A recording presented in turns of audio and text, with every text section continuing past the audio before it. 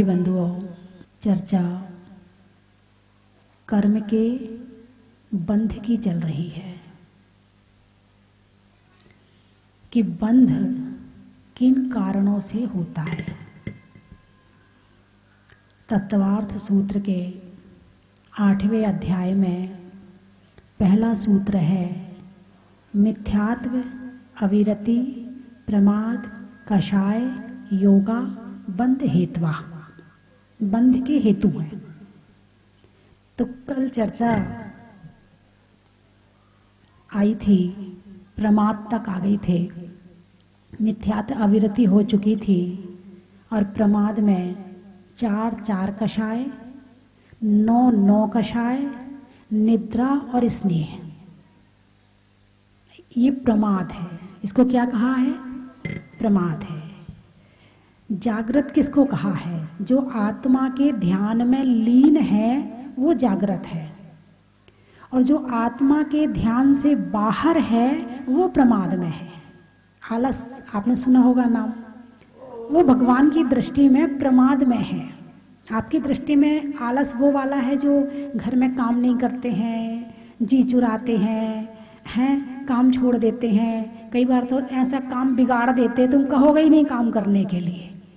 तो आलस में बहुत सारी गलतियां होती हैं, लेकिन जब आलस को और ज़्यादा आगे बढ़ाकर धर्म में देखा जाए तो फिर प्रमाद यहाँ तक हो जाता है कि हंसना भी प्रमाद है, रोना भी प्रमाद है। जागृत अवस्था ध्यान की अवस्था। हंसता हुआ व्यक्ति आत्मा का ध्यान कर सकता है? बोलिए ना, नहीं कर सकता। हास्य 9 कषाय है ना, हास्य, रति, अरति, शोक, भय, जुगुप्सा, स्त्रीवेद, पुरुषवेद, नपुंसकवेद, ये 9 रस हैं हिंदी में। हिंदी में इसको 9 रस कहा जाता। आप विडंबना देखिए, भगवान ने जिसे कषाय कहा है, संसार की भाषा में उसे रस कहा है। अब विडंबना देखिए, जब कषाय में रस आने लगे तो छोड़ोगे कैसे? जब तक शास्त्रों का ज्ञान नहीं होगा, जब तक सत्य का ज्ञान नहीं होगा, तब तक छूटेगी भी नहीं। तो हास्य, हंसता हुआ व्यक्ति आत्मा का ध्यान नहीं कर सकता, इसलिए हास्य कषाय है। क्रोध करता हुआ व्यक्ति आत्मा का ध्यान नहीं कर सकता। अभिमान में अकड़ा हुआ व्यक्ति नहीं कर सकता। मायाचारी करने वाला व्यक्ति नहीं कर सकता, और लोभ करने वाला व्यक्ति नहीं कर सकता, इसलिए ये भी कषाय है। हास्य, रति, रति यानी प्रेम। हास्य भी कई तरह का होता। एक होता अट्टहास, एक रावण की हंसी है और एक राम की हंसी है। दोनों में अंतर है कि नहीं है? आपने रामायण देखी है ना, और अभी अभी देखी शायद। हाँ, सुना था मैंने कि आजकल टीवी में लॉकडाउन में रामायण आ रही है, जनता की डिमांड पर रामायण शुरू करी गई है। तो उसमें आपने राम को भी देखा होगा हंसते हुए और रावण को भी देखा होगा हंसते हुए। दोनों की हंसी में क्या अंतर है? रावण की हंसी कषाय रूप है, अट्टहास, आ हा हा हा, खींचता जाएगा, कितने उसमें अट्टहास आएंगे, और राम ने धीरे से मुस्कुरा दिया, हो गया काम। तो जो अट्टहास वाली हंसी है ये कषाय में है, और एक मुस्कुराहट है, तो मुस्कुराहट तो भगवान के चेहरे पर भी है। मुस्कुराना कषाय नहीं है, मुस्कुराने के लिए नहीं मना किया। नहीं तो आप कहो माता जी ने कहा है कि हंसने से कषाय होती है और उससे कर्म का बंध होता है, तो इसलिए आज से हम हंसना छोड़ देते हैं। अपनी शक्ल को लटका लिया है और बोलचाल की भाषा में मुंह डाल लिया। यही तो कहते, कहीं कहते मुंह डाल लिया, कहीं कहते मुंह उतर गया। आप हिंदी देखो कितनी अच्छी, मुंह उतर गया। अर्थ निकालो आप मुंह उतरने का। हाँ, बोलते गलत हो और समझते सही हो। अब मुंह उतरने का मतलब है कि मुंह उतर के कहीं और रख गया। कोई सीढ़ी उतर गया मतलब वो नीचे आ गया। तो मुंह उतर गया का क्या मतलब होगा? हमारे यहाँ कहते हैं आरती उतार रहे हैं। क्या कर रहे हैं? आरती। एक अंग्रेज था, वो एक मंदिर के सामने खड़ा हुआ था, तो उसने जब मंदिर में आरती शुरू हुई तो बड़ी आवाजें आनी शुरू हो गई। तो उसने पूछा कि ये क्या हो रहा है? बोले आरती उतार रहे हैं। बोले आरती उतार रहे हैं? बोले हाँ। बोले आरती उतार रहे हैं? इतनी जोर जोर से आवाज आती है उतारने में? आरती को उतारने में इतनी जोर जोर से आवाजें आती हैं? अरे जब उतारने में इतनी मेहनत लग रही है तो चढ़ाई क्यों थी?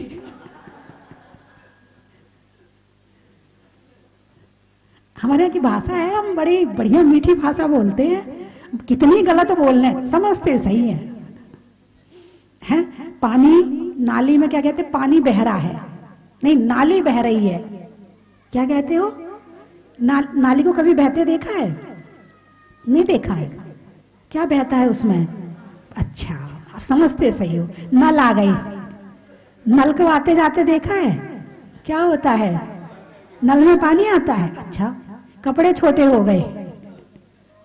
जब बच्चा बड़ा हो जाता है तो ये नहीं कहते कि बच्चा बड़ा हो गया, कपड़े 1 इंच भी छोटे हुए क्या, ये बताओ मुझे। कपड़ा इतना सा भी छोटा नहीं हुआ, बच्चा बड़ा हुआ है, और हम कहते क्या हैं? कपड़े छोटे हो गए। यही भाषा है ना? है घी का घड़ा, जरा घी का घड़ा उठा के ला, घी का डिब्बा उठा के ला। अब डिब्बा किसका है? स्टील का। और तुम क्या कह रहे हो? बोलिए ना। घी का डिब्बा कौन सी फैक्ट्री है, कहां बनता है घी का डिब्बा? बनता हो तो बताओ। पानी की बाल्टी, जरा पानी की बाल्टी उठा दे। पानी की बाल्टी दुनिया में कहीं देखी है? नहीं। क्या देखा है? लोहे की, स्टील की, प्लास्टिक की बाल्टी होती है, और हम कहते क्या हैं? पानी की बाल्टी।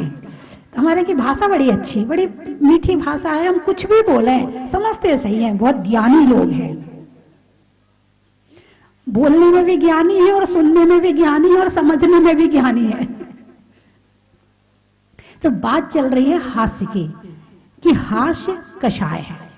जो व्यक्ति मुस्कुरा रहा है, मुस्कुराने वाले व्यक्ति का मन शांत है, उसे ना क्रोध आ रहा है, ना मान आ रहा है, ना मायाचारी आ रही है, ना एक मुस्कुराहट है केवल उसके चेहरे पर, शांत परिणाम है। और वो ध्यान में बैठना चाहे तो 1 मिनट नहीं लगेगा, बैठ जाएगा, क्योंकि मन उसका शांत है, अभी उसके भाव शांत हैं, उसे ध्यान में जाने में देर नहीं लगेगी। और अट्टहास करता हुआ व्यक्ति, उसके विचार कैसे चल रहे हैं, उसके मन में कितनी उथल पुथल चल रही है, भले वो पाप की ना हो, मात्र एक कोई हंसा रहा है और तुम हंस रहे हो, लेकिन तुम यदि इस तरह से हंस रहे हो तो ध्यान में जाने में बहुत मेहनत लगेगी।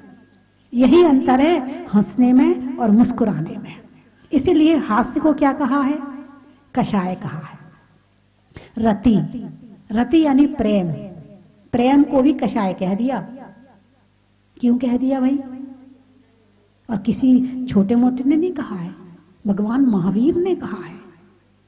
रति, जिस समय ये व्यक्ति प्रेम की स्थिति में होता है उस समय वो ध्यान की स्थिति में नहीं जा सकता है। उसका मन कहां पर है? जिसके प्रति प्रेम है उसमें है, किसी वस्तु से है या व्यक्ति से है। अब डायमंड का सेट बड़े दिन से इच्छा थी कि मिले पहनने के लिए, बड़े दिन से भावना थी, आपकी नहीं किसी और की, बड़ी इच्छा थी कि डायमंड का सेट पहनने के लिए मिले, और फिर कई वर्षों के बाद डायमंड का सेट आया। अब उससे प्रेम होगा नहीं होगा? अरे बोलिए ना। भगवान, यदि तुम पहन के भगवान के दर्शन करने जाओ, दर्शन में मन लगेगा? नहीं लगेगा। ध्यान कहाँ रहेगा? थोड़ा तो पल्लू वल्लू यहाँ करेंगे, थोड़ी हाथ यहाँ वहां करेंगे, कोई देख तो ले कि मैंने डायमंड का सेट भी पहन लिया है। दिमाग कहाँ रहेगा? डायमंड के सेट में, रति। उस रति में मान भी आ जाएगा, है कीमती है, लोभ भी आ जाएगा, उसको दिखाने के लिए मायाचारी भी करनी पड़ेगी। मतलब एक कषाय की पूर्ति के लिए और कषाय उसका साधन बन जाती है। तुम सोचो, एक कषाय एक बार में एक ही हो तो उसकी साथ संगनी साथ साथ रहती है, अकेली काम नहीं करती वो। तुम्ही लोग तो कहते हो कई बार महिलाओं को व्रत करना है, अरे कोई साथ मिल जाए तो मैं भी व्रत कर लूं। कहती हो कि नहीं कहती हो? हैं? हाँ, इसलिए कि भाई कोई साथ मिल जाए। व्रत करना है तुम्हें, एक टाइम खाना है तुम्हें, उपवास करना है तुम्हें, उसमें भी साथ चाहिए। जैसे तुम अकेले नहीं रहते ना, ऐसे कषाय भी अकेले नहीं रहती है। तो इस तरह से रति अरति, जिस समय द्वेष करते हैं, किसी से ईर्ष्या हो रही है, किसी से द्वेष हो रहा है, किसी से अप्रेम हो रहा है, उस समय मन में विचार कैसे होते हैं? आपका दुश्मन सामने दिख जाए, आपसे बातचीत ना करे, कुछ ना बोले आपसे, केवल आपको नजर आ जाए दुश्मन, बताइए भाव कैसे होंगे उस समय? आत्मा का ध्यान लगेगा? ये और सामने आ गया, इसकी तो शक्ल ही खराब है, ऐसे भाव आएंगे ना, तो उस समय आत्मा का ध्यान होने वाला नहीं है। इसलिए अरति भी कषाय में है। शोक, किसी के यहाँ जब मृत्यु हो जाती है तो फिर शोक होता है। क्या होता है? शोक होता है। और जिसके नजदीक के होते हैं वो शोक में ज्यादा डूब जाते हैं। अब उसको समझाओ बैठा के, देखो कोई बात नहीं है, जितने दिन का संयोग था कोई बात नहीं है, उसे समझ में आएगी? नहीं आएगी समझ में। अच्छा, उसे राजा राणा छत्रपति की विनती सुनाओ, नहीं समझ में आएगी। सुनेगा तो सही, शब्द तो समझे, सुनेगा, अर्थ नहीं समझेगा, भावार्थ नहीं निकालेगा। और जब तक भावार्थ ना निकले, यानी अर्थ भाव में पहुंच जाए, तो वो भावार्थ नहीं कर पाएगा, उसका अर्थ का भावार्थ नहीं कर पाएगा। और जब भावार्थ नहीं कर पाएगा तो सुनने मात्र से उतना काम होने वाला नहीं है। यानी शोक में डूबा हुआ व्यक्ति भी ध्यान नहीं कर सकता है। भयभीत है, हैं? आप जंगल से जा रहे हैं और अचानक शेर सामने आ गया, या फिर एक्सीडेंट हो गया। अब वो एक्सीडेंट का भय कितने दिन तक रहेगा? जिनका हुआ है वो समझ सकते हैं। केदारनाथ में जो घटना घटी थी, लोग महीनों भयभीत रहे, महीनों, दिमाग से भय नहीं निकला उनका। कई बार भयंकर, भले बच जाएं, मगर एक्सीडेंट ऐसा हो जाता है कि भय अंदर में बैठ जाता है। ऐसी भय की स्थिति में यदि कोई चाहे कि ध्यान कर ले, तो वो भी ध्यान नहीं कर सकता है। इसलिए भय को भी कषाय कहा है। आपको थोड़ा सा अटपटा लग रहा होगा कि ये बात तो शायद पहली बार सुन रहे हैं, ऐसा तो कभी सुने ही नहीं कि हास्य भी कषाय है। हम तो हंसने के लिए तो हम चैनल लगाते हैं, चैनल चेंज करते हुए हंसने वाला लाफ्टर चैनल आ जाए और उसमें हंसने वाली चीज आ जाए, हम कुछ हंस लें। तो हास्य को कषाय, दुख देने वाला कहा है। हास्य को भी क्या कहा है? दुख देने वाला। और हास्य और दुख, ये बात संभव है क्या? एक हंसता हुआ व्यक्ति दुखी है क्या? अरे बोलिए ना, हैं? दुख और सुख में क्या अंतर है? जो हंस रहे हैं वो वाले सुख में और दुख में क्या अंतर है? दुख में वजन ज्यादा है और सुख में वजन कम है, बाकी दुख दोनों है। आत्मा को कष्ट शांति दोनों में नहीं है। आत्मा यदि ध्यान में बैठे, बिल्कुल शांत प्रणाम, ये है आत्मा का स्वरूप, ये है आत्मा का स्वरूप। और अब मान लो कोई हंस रहा है तो उसमें मन बाहर गया। जब ध्यान में बैठे थे तो मन स्वयं में था, बिल्कुल जैसे एक सरोवर होता है, बिल्कुल शांत होता है। आसपास के जितने पेड़ पौधे होते हैं सब उसमें नजर आते हैं। अब सरोवर में आप चाहे हीरा डालो तो भी लहर उठ जाएगी, और आप चाहे कंकड़ डालो तो भी लहर उठ जाएगी। बोलिए, लहर उठेगी कि नहीं उठेगी? हैं? बड़ा पत्थर डालोगे बड़ी लहर उठेगी, छोटा डालोगे छोटी उठेगी। तो हास्य भी कषाय है। हास्य छोटी कषाय मान लो, कम कषाय मान लो, मतलब मात्रा कम मान लो दुख की उसमें, लेकिन है कषाय। लहर तो आत्मा में उठ गई है, मन चंचल हो गया है, मन बाहर चला गया है। जितनी शांति, जितना सच्चा सुख ध्यान में मिल रहा था, उतना हंसने में नहीं मिल रहा है। विषय दे रही हूं आपको। ये आप इन सब बातों पे विचार करना, आपस में चर्चा करना कि ये क्या है, कैसे और अंदर घुस के कैसे हम धर्म को समझें। जब तक समझोगे नहीं तब तक बचोगे नहीं। कषाय विजयी मतलब इतनी विजय प्राप्त करते हैं इतनी चीजों पर, तब कहीं जाकर के इन कर्मों से रुका जाता है, इन कर्मों को रोका जाता है, इन कर्मों के आने का द्वार बंद किया जाता है।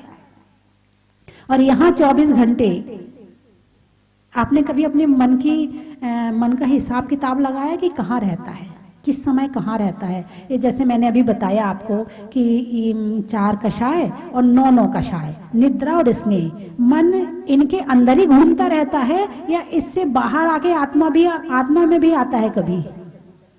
अरे बोलिए ना। इन्हीं कषायों में घूमता रहता है। हास्य से निकले तो शोक में पहुंच गए, शोक से निकले तो रति में पहुंच गए, रति से निकले तो अरति में पहुंच गए, अरति से निकले तो भय में पहुंच गए, भय से निकले तो ग्लानि में पहुंच गए, ग्लानि से निकले तो क्रोध में पहुंच गए, क्रोध से निकले तो मान में पहुंच गए, मान से निकले तो माया में पहुंच गए, और लोभ में तो पड़े ही हुए हैं। अब कर्म बंधन ना हो तो क्या हो? फिर भगवान से कहते, हे भगवान, हमने ऐसा कोई काम तो किया ही नहीं है, हमारे ऊपर इतने संकट आ रहे हैं, हम तो आपकी भक्ति करते हैं, पूजा करते हैं। अब तुम्हें पता है कि तुम भगवान की पूजा भी करते हो तो कैसे करते हो? मन लगा के करते हो या बिना मन के करते हो? ये खुद को पता है, दूसरे को नहीं पता है। या तो तुम जानते हो या केवल ज्ञानी जानते। हे भगवान, हम तो आपकी इतनी माला फेरते हैं। अब बताओ, माला फेरने में तुम भगवान को याद करने बैठे थे और माला फेरने में तुम्हें भगवान कितनी बार याद आए? नमोकार मंत्र की माला फेरी, नमो अरिहंताड़म, नमो सिद्धाड़म, नमो आयर्याड़म, नमो वज्रायाड़म, नमो लोय सव्यशाउणम। 5 पद, 35 अक्षर, 58 मात्राएं, 1.5 मिनट में माला पूरी हो गई। कितना बड़ा है? 5 पद, 35 अक्षर, 58 मात्राएं, और एक माला यूं पूरी हो गई, यूं पता ही नहीं चला कब अरिहंताड़म चले गए, सिद्धाड़म चले गए, सारे स्टेशन राजधानी के समान एक साथ में चले गई और माला, अरे माला पूरी हो गई क्या? अच्छा ठीक है, फेरने का नियम था, पूरा कर लिया। भगवान को याद करने बैठते, भगवान को याद नहीं करते हो। घर वालों को याद करने के लिए कभी आपने माला लेके बैठे अपने बेटे के लिए कि अपने बेटे को याद कर लूं, याद नहीं आ रही उसकी, चल थोड़ा सा याद कर लूं, अब बेटे का नाम ले लेके उसकी मोती सरकार है, ऐसा हुआ? नहीं हुआ। याद आती रहती है। अरे बोलिए ना, आती रहती है। अरे हाँ ना, कुछ तो बोलो।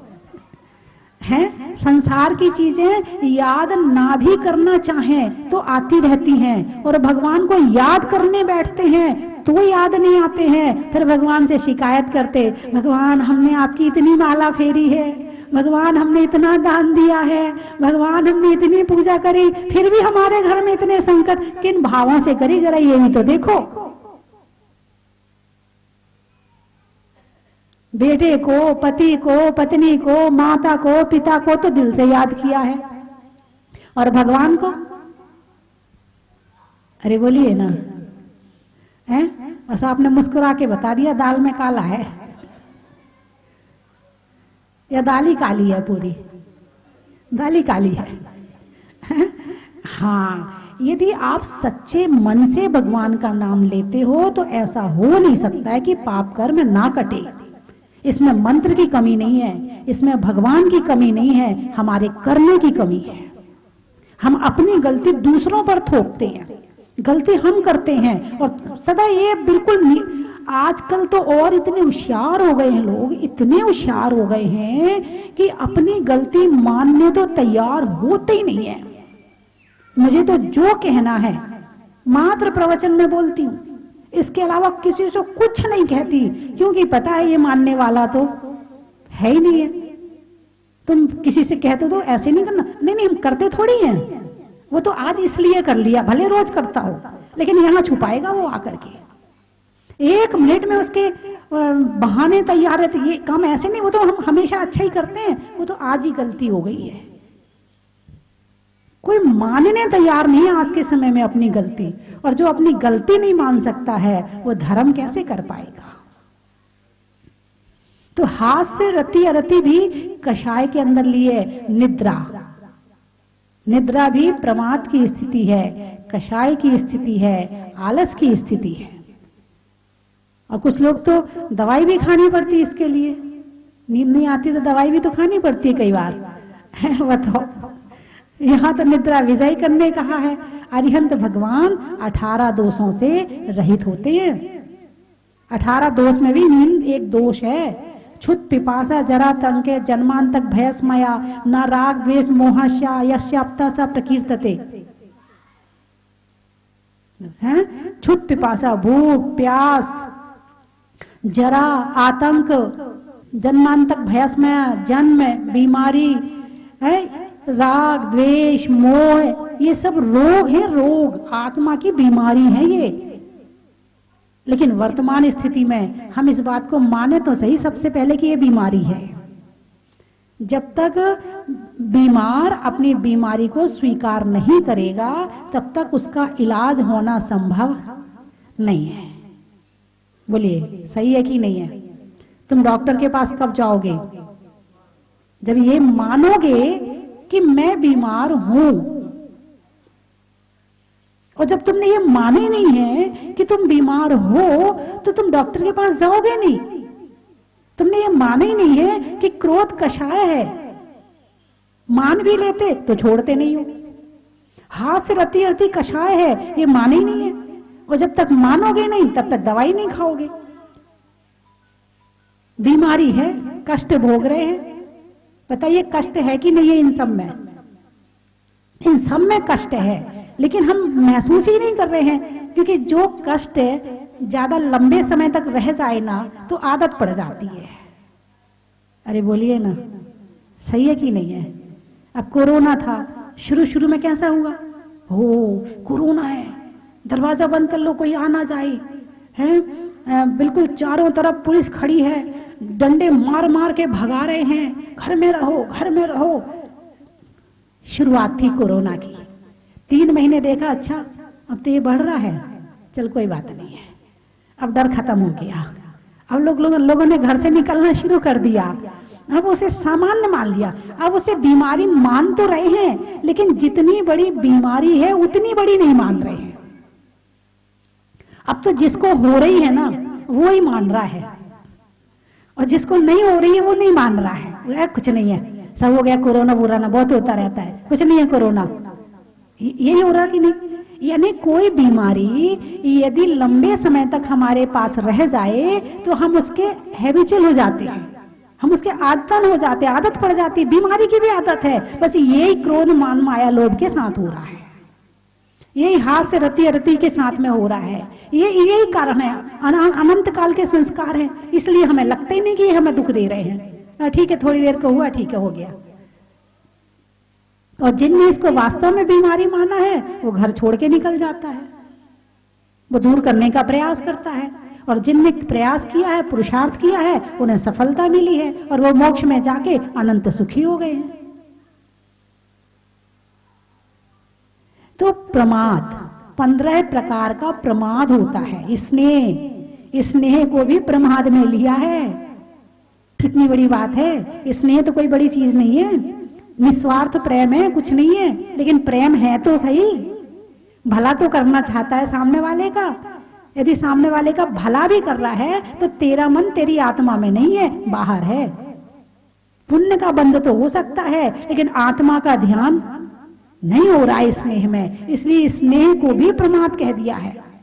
निर्ममत्वम विचिंतेत, अभी जो श्लोक है जो अपना स्टॉप देश के में चल रहा है श्लोक, निर्ममत्वम विचिंतेत यस्मात् सर्व प्रयत्न ने, प्रयत्न करके निर्ममत्व होने का प्रयास पुरुषार्थ सभी तरह से करना चाहिए। क्या होने का?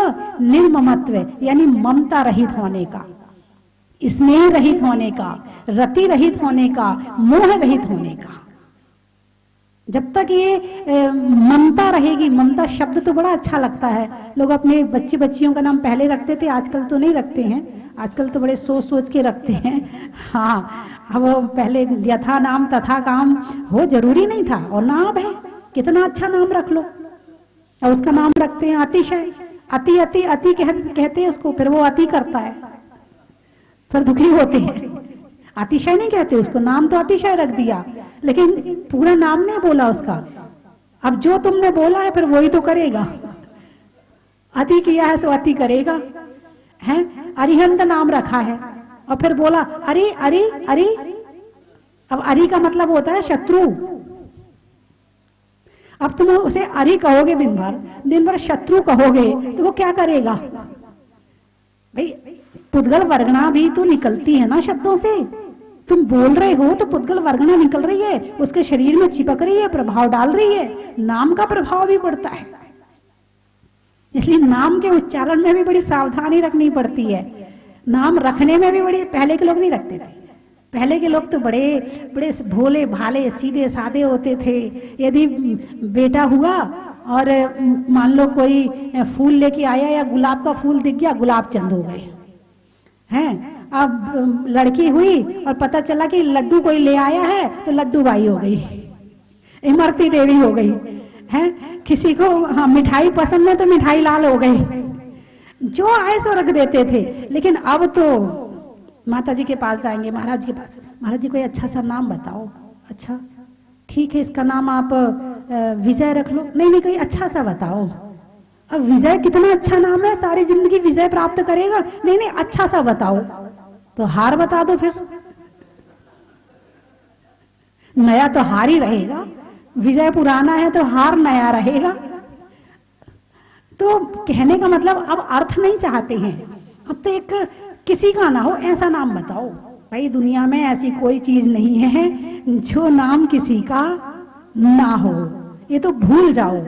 ये पुद्गल वर्गणाएं हैं, संसार इतना बड़ा है, कहीं ना कहीं किसी ना किसी का नाम तो होगा ही होगा। तो इस तरह से आज प्रमाद पर चर्चा हुई कि बंध के कारणों में प्रमाद भी है। और ये प्रमाद क्या है? सबसे बड़ा प्रमाद हमारी कषाएं हैं। यदि सबसे पहले छोड़ने का प्रयास करना हो तो किसको छोड़ना? कषाय को। छोड़ सकते हो? अच्छा, कम तो कर सकते हो। अच्छा एक काम करो, सप्ताह में 2 दिन से ज्यादा गुस्सा नहीं करेंगे, ऐसा हो सकता है? 1 महीने के लिए करो, जिंदगी भर के लिए नहीं, 1 महीने के लिए थोड़ा सा प्रैक्टिस करके देखो। मैं उपवास करने नहीं कह रही, आपका भोजन नहीं छुड़ा रही, आपके नोट नहीं निकलवा रही, आपकी खोट निकलवा रही हूं, है ना। मुझे वोट चाहिए ना, मुझे नोट चाहिए। क्या चाहिए? हाँ, तो आप करके देखो, यदि हो जाए। अच्छा चलो 3 दिन का रख लो, 4 दिन का छोड़ दो। अब आप कहोगे यही तो नहीं पता कब आ जाए। अच्छे काम का तो मुहूर्त निकलवाते हो, बुरे काम जब चाहे कर लेते हो, बिना मुहूर्त के कर लेते, इसलिए तो गड़बड़ होती है।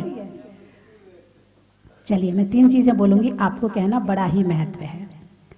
चलने में पात का, मित्रों में साथ का, तीर्थंकरों में मुनि सुब्रत नाथ का, पंखा में झलने का, बच्चों में पलने का, भगवान के जमीन से निकलने का, हिंदी में मात्रा का, स्कूल में छात्रा का, आज आपकी जहाजपुर की यात्रा का। अब बताओ कहां से आए? आम की बौर का, खाने में कौर का, और आने वालों में इंदौर का।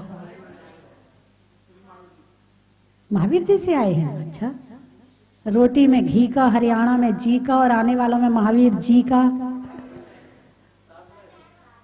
रंगों में हरा का, गांव में दरा का, और आने वालों में शाहपुरा का।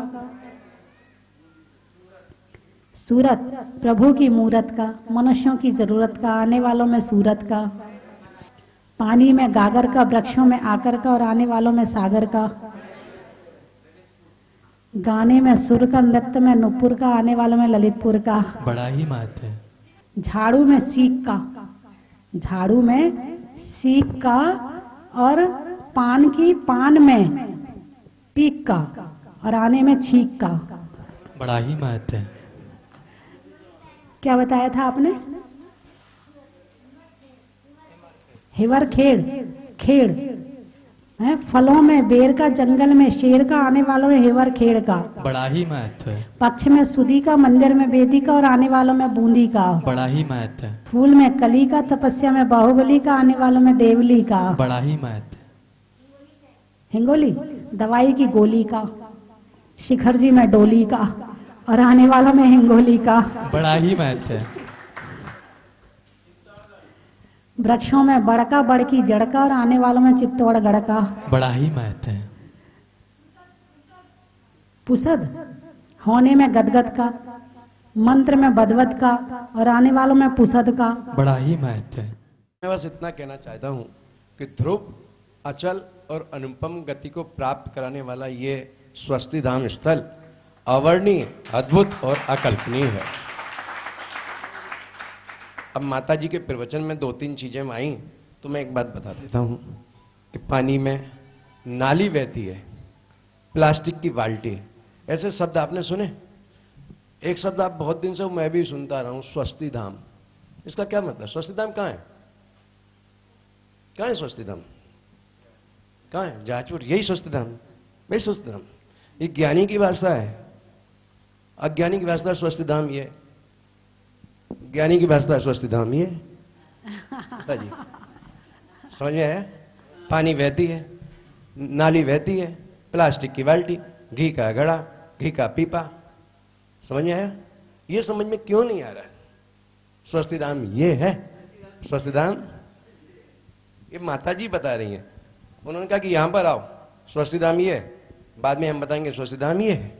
जिन्होंने स्वस्ति धाम को प्राप्त किया है, ऐसे मुनि सर्वतनाथ भगवान के चरणों में कोटि कोटि नमन। और हम भी अपने स्वस्ति धाम को प्राप्त करें और यही स्वस्ति धाम में आकर रहें और इस स्वस्ति धाम से इस स्वस्ति धाम को पहुंचे। नमो। बहुत बढ़िया, बहुत अलौकिक, अद्भुत, अविश्वसनीय आनंद प्राप्त हो रहा है। मैंने तो कभी ऐसा सोचा ही नहीं था कि कोई एक ऐसी अद्भुत चीज़ मैं देखूंगी। बस मैं तो एक दिन ऐसे ही आ गई और आज यहाँ आकर मुझे ऐसा लग रहा है कि बस अब यहीं रह जाऊं, माता जी के चरणों में, वो जो मुनि शोभितनाथ के चरणों में। हे प्रभु, मेरी यहीं समाधि हो, ऐसी भावना करती हूँ। नमोस्तु। आ रहा है माता जी, मैंने अपने मित्रों से और पारस चैनल पे भी बहुत देखा और बहुत सुना, लेकिन आज आके ऐसा लगा जैसे स्वर्ग में भगवान के समूह शरण में बैठे हैं। बहुत प्यारा लगा, बहुत अच्छा। बंदाई लाइटिंग थी, फिर अभी भी सुबह दर्शन करे अंदर मंदिर के, तो एकदम दिल खुश हो गया। मतलब एकदम महल जैसा फीलिंग आ रही थी अंदर से। बहुत मतलब मूर्ति बहुत प्यारी, मतलब ऐसा लग ही नहीं रहा कि कहीं जमीन से निकली है, तो एकदम ऐसा लग रहा है कि एकदम नई, एकदम पॉलिश करके एकदम नई की नई मूर्ति रखी है। मतलब मंदिर काफी प्यारा है। मंदिर बहुत प्यारा है, बहुत प्यारा।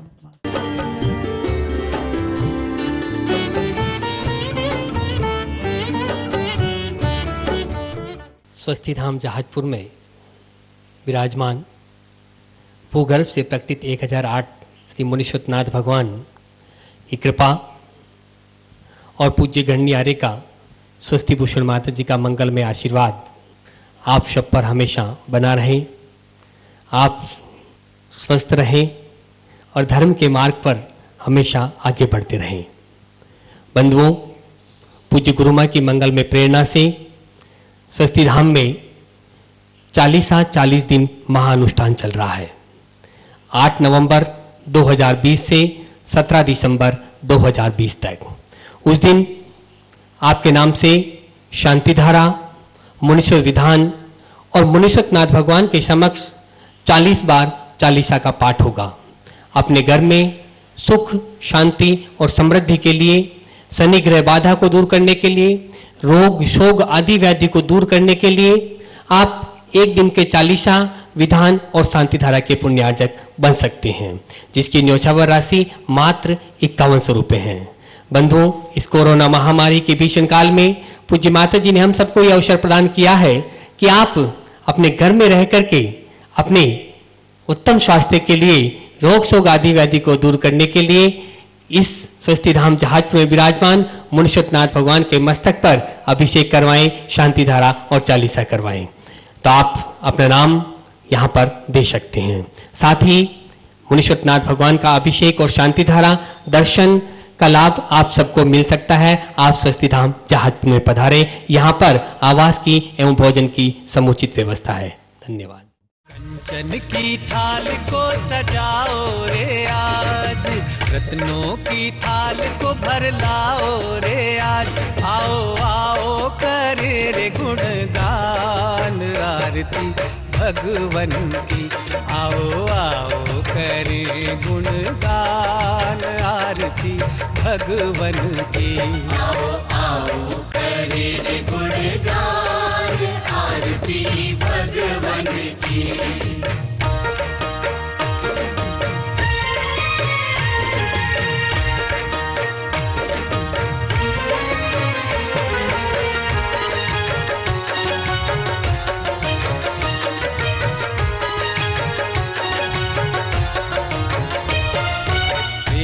सुमित्र के राज दुलारे, माँ पद्मा जी के नैनों के तारे। पिता सुमित्र के राज दुलारे, माँ पद्मा जी के नैनों के तारे। राजगृही में जन्म लियो आप, राजगृही में जन्म लियो आप। आओ आओ मनाए खुशी आज आरती भगवन की। आओ